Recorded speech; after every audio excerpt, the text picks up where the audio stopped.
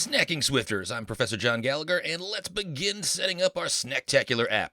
We'll create the app, install Firebase and Cloud Firestore components, and set up the back end of our app so that we'll be ready to build in multi-user authentication, data sharing, and image sharing in subsequent lessons. Let's start that snack hacking.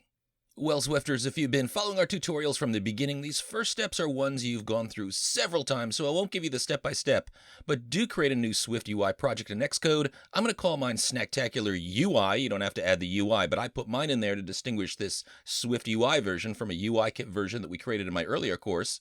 And as usual, I've created some resources for you. You can find those, just as we've done in the past, in the open Google Drive at bit.ly/prof-g-swiftui-files, all lowercase.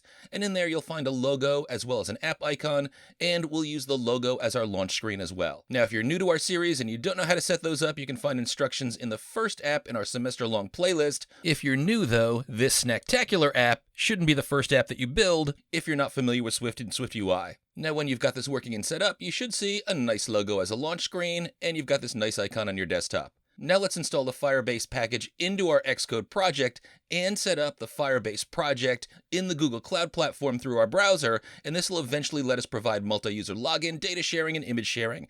And the steps I'm about to show you should be pretty much the same if you build similar apps in the future. Now, just a quick word on the tools that we're using. The back-end services in this app are provided by Google's Firebase services. Firebase is a company Google bought several years ago. The products are very easy to use, and they're really robust, so they should scale if your app is fortunate enough to take off. The initial use is also free until you hit a threshold level, although you may need a credit card to sign up for basic services. You won't be charged unless your app really accelerates, and I've never had a student hit this threshold just through classwork. It's pretty high, and if that happens to you, it's a good problem to have because it means your app is a runaway success before you've even finished our course. Now, in this app, we're going to start out by using Firebase Authentication. These are the tools that easily allow the user to create an account and sign into your service. We'll be able to tell when someone's logged in, if they're a valid user, and we'll use this to provide access to the app's data. Now, while we're starting out using basic email and password login, Firebase provides a bunch of additional tools to allow you to add features so that users can log in with other accounts like Google, Facebook, Twitter, and you can even support Apple's login format with email hiding. Now, the database we're going to be using is Cloud Firestore. If you're ever given the option, do not select the option for real-time database.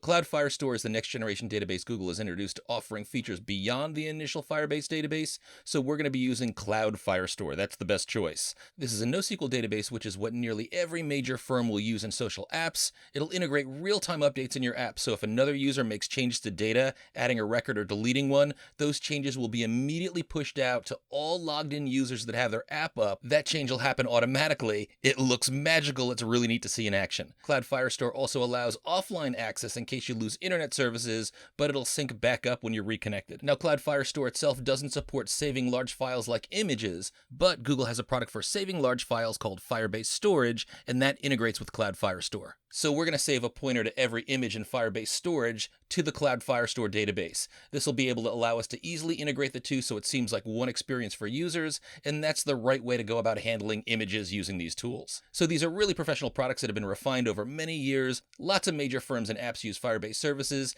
CNN, Lyft, Shazam have all started out using Firebase services at some point. Venmo, NPR, Alibaba, which is based in China and is one of the world's largest e-commerce sites. So you're learning a powerful and valuable skill. Now, just to mention, even though we're building on iOS, it is possible to integrate the same backend into other platforms too, like Android, the web, or even Unity, which is a popular game development platform.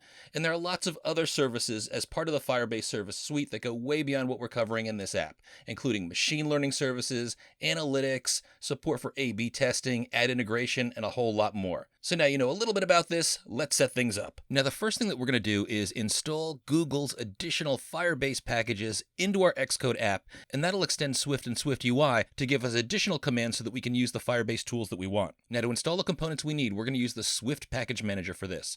Earlier users might have had to use something called CocoaPods. That approach led to lots of problems, so I'm really glad that Google now supports Apple's Swift Package Manager, which is integrated right into Xcode. So to install the packages that we need to find a URL to copy and then use it to install the Firebase packages. So to find the URL we need, head to a browser and search for Firebase Swift Package Manager. And you should find a page titled Install Firebase in your Apple app. Now visit that page and you should see an area labeled Xcode that shows a URL for installing this using Swift Package Manager in Xcode. So copy this URL. You could use this icon over on the right if you want. Then head to Xcode and select the File menu, then Add Packages. This will bring up a dialog box that allows us to enter a package URL. In the upper right-hand corner, paste in the URL that you just copied and press Return, and you should see an option for the Firebase iOS SDK. SDK stands for Software Development Kit. You should be able to leave all of the default options the way they are, and then just click on Add Package. This may take several minutes the first time you do this. Mine might be a bit faster since I've done this before, but you'll eventually see a place where you can choose the parts of the Firebase toolkit that we want to install. So let's select Firebase Auth, that stands for Authentication, which means login. Select Firebase Firestore, Firebase Firestore Swift, and Firebase Storage. So 4 items should be checked. And by the way, if you decided that you needed other packages in the future, you could always return to this screen and install those additional packages later. But this should be all that we need for our current set of tutorials. Then click Add Package. Again, this may take a few minutes as well. You'll see a progress indicator under Package Dependencies in the Project Navigator. The toolbar also shows some progress happening.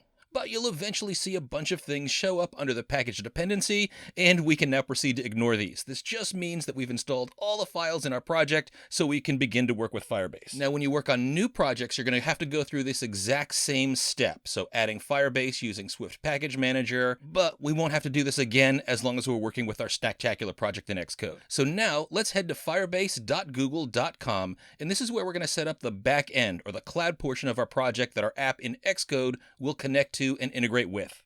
Now, I've logged into this using my Boston College email, and my students should be able to do that if you want to, but you can also use your Gmail account too. If you don't have an account that's connected with Google, you might have to create a Gmail account. Just remember which one you use for your projects. Then once you're logged in, click on Go to Console in the upper right-hand corner. Now, if you've never used Firebase before, you won't have any recent projects, but everyone should have a plus icon that says Add Project, so click that. And then give your project a name. Snacktacular is fine. I'm going to call mine Snacktacular UI just to distinguish it from my old Snacktacular project that I've got in here from my UI kit version of this course. Then click Continue, and I recommend turning off Enable Google Analytics for this project. I won't be covering that in this series. Then click Create Project. Then you'll see a progress indicator spin, then a message that your project is ready, and you can press Continue.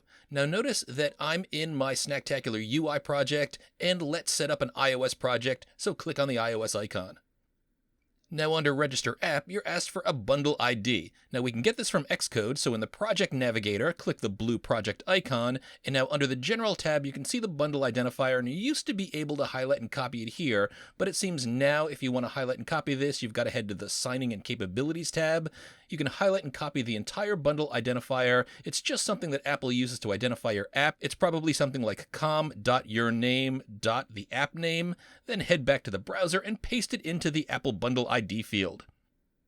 Give your app a nickname. I'm going to call mine Snacktacular. You don't need to add anything to the App Store ID. Just click Register App. Now next we need to download a file called Google Services-info.plist and install this in our project. So click this button, and my browser is set up to ask me where I want to save this file. We're going to be dragging it into our project, so where you save this isn't important as long as you remember where to find it. But this is very important. If your browser saves this file to your Downloads folder or similar folder, then the next time you go through this to set up a Google Firebase project, it might append a number to the end of this file, especially if you've got one of those Google Services info files in the same folder, and you absolutely do not want a number in this file. It needs to be spelled exactly as you see it here. So be careful when creating subsequent projects if you download a new .plist file, and you'll have a different one that's specially configured by Google for each Firebase project you create in the cloud, then make sure that it's saved without any numbers after this. Don't use your old .plist file, use the current one that you're downloading. Just make sure that the name is just like it's listed here with the same capitalization and punctuation and no numbers. So I saved mine inside of my Snacktacular UI top level folder, Then I'm going to click and drag that file into Xcode. I'm going to drop it into my project navigator. I like to put mine right underneath the assets catalog. Just don't put it inside your preview content folder, and don't put it down in the package dependencies area. Now you should see a box like this. Make sure copy items if needed is checked. Everything else should be checked like you see it here. Then click finish, and you can see that the Google Services-info file is now part of the project. This means my project's going to be able to find the Google Cloud services we're going to be working with, then return to the browser and click the next button. Now we've already done this next step here, add Firebase SDK. That's what we did with Swift Package Manager, so click next. But we do need to follow this next step to add Swift installation code to our project. And I've noticed many SwiftUI tutorials online have you create an init function for this in your project's app file, but Google actually doesn't recommend that. This is the procedure that they recommend for your app file. They mentioned this specifically during a recent Cloud Firebase Summit, so use this procedure. Now the first thing we need to do is to import Firebase Core, so I'm going to click this little icon to the right of this line. Now I've got this on my clipboard. I'll head to Xcode. I'm going to click on the Swift file in the project navigator that ends in the word app. For me, that's Snacktacular UI app. So this is the first file in your app. We've seen this before in other lessons. And right here under Import SwiftUI, I'm going to paste in what I just copied, which is Import Firebase Core. Then I'm going to head back to my browser, and I'm going to highlight this entire app delegate block. Copy this. Unfortunately, Google doesn't have a little icon that will copy this entire block. It only copies this one line here. So you do want to highlight and copy the entire class through the class's close and curly. Then return to Xcode and paste this under your import lines. Now, unfortunately, you're also going to get a content copy line, which is something that adds a copy icon into the HTML on the prior screen. This is not part of Swift code. We don't want the line here. This is going to give us an error. So just highlight this content copy line and delete it. And when you do that, the error is going to go away. Now there's one more line that you want. Head back to the browser. That's this line here. That's this UI application delegate adapter property wrapper line. So I'm going to click on the little icon to copy this one line. We just want this one line. Head back to Xcode, make room just under the struct definition line and paste it in here. Now, frankly, we don't need to wade into the weeds about what each line of this configuration code does. The only time when we write code like this is when we use Firebase, and Google tells us exactly what to copy and paste into our code whenever we'll need it. Just know that you've got to add this code to your project's app file each time you want to begin working with Firebase. Now, it's always a good idea to try things in the simulator to make sure everything's configured properly. It's not going to do anything, but as long as we don't get any errors, we can be sure everything's set up okay. First, make sure you selected the scheme that you want to use. Then I'm going to click on the play button to build and run in the simulator. The first time you do this, it'll actually take several minutes to install. But if your app runs with no errors, congratulations, you've set up a Firebase app in the cloud and connected it to your Xcode app. Now, if you return to the browser, click Next, then click Go to Console. You'll see you've returned to your Snacktacular's project console page where you can add different services to your app. In our next lesson, we're going to add Firebase authentication services, and we're going to set up the very basic first steps in our interface so that the user can sign up with an email and password and then use that to log into our service. Hack on, Swifter!